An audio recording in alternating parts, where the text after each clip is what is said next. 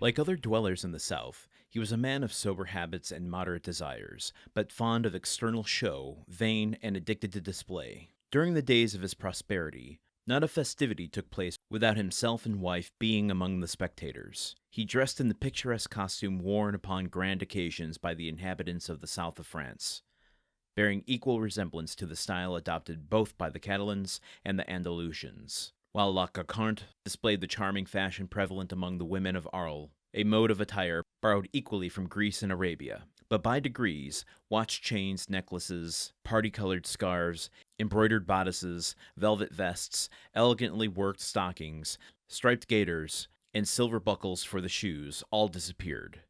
And Gaspard Caderousse, unable to appear abroad in his pristine splendor, had given up any further participation in the pomps and vanities, for both himself and wife, although a bitter feeling of envious discontent filled his mind as the sound of mirth and merry music from the joyous revelers reached even the miserable hostelry to which he still clung, more for the shelter than for the profit it afforded. Caderousse, then, was, as usual, at his place of observation before the door, his eyes glancing listlessly from a piece of closely shaven grass, on which some fowls were industriously, though fruitlessly, endeavoring to turn up some grain or insects suited to their palate, to the deserted road which led away to the north and south, when he was aroused by the shrill voice of his wife, and grumbling to himself as he went, he mounted to her chamber, first taking care, however, to set the entrance door wide open as an invitation to any chance traveler who might be passing. I gotta be honest, I'm finding it harder and harder with each passing episode to know what to comment on. So much scene setting here. I'm wondering if Dumas is taking all of this time to set up an area that we're going to be spending a significant amount of time in. Why else would we have to know so much about this deserted inn? But also, we're only 4 pages, so maybe it's not. I keep forgetting the absurdity of this podcast sometimes. Just like, yeah, we aren't necessarily going to be spending a bunch of time here. It's just that we on this show are spending a lot of time here.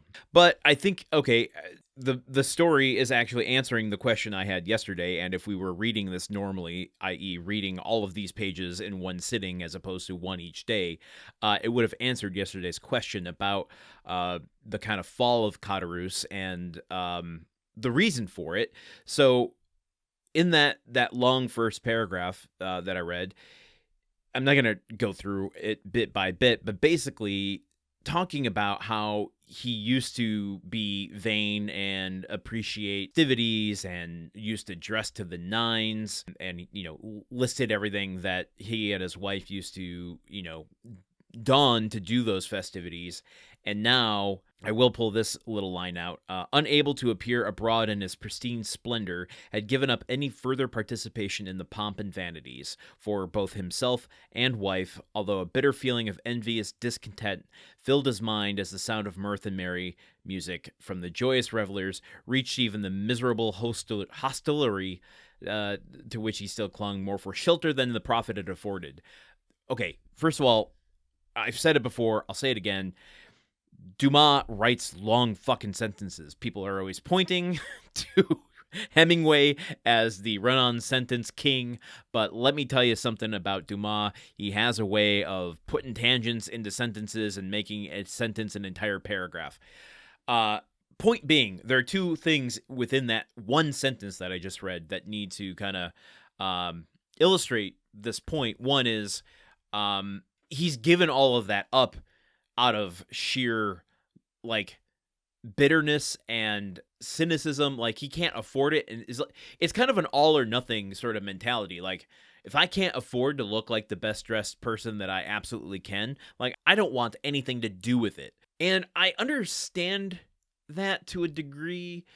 I don't know that, I have similar qualities. I don't know that I would consider my choice of all or nothing to be fueled by bitterness, but there are a few things where it's well, if I can't have, okay, here's a ridiculous thing that I learned recently, and this is more, I think, out of stubbornness and obstinacy than it is bitterness, but I'm over 40 years old, and I recently learned that black licorice is not good for your heart.